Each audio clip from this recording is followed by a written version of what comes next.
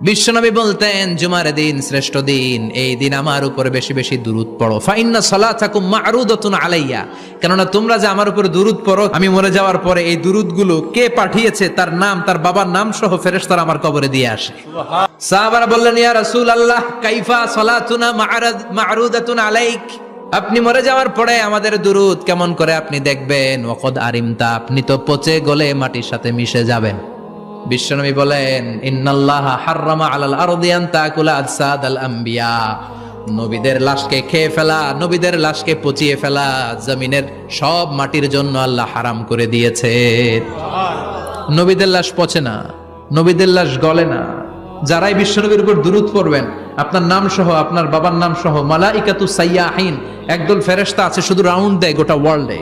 কারা বিশ্বনবীর উপর দুরূদ পড়েছে, এই দুরূদ নিয়ে, এই নাম নিয়ে বিশ্বনবীর কবরে তারা পৌঁছে দেয়। চিল্লায় পড়েন আল্লাহু আকবার।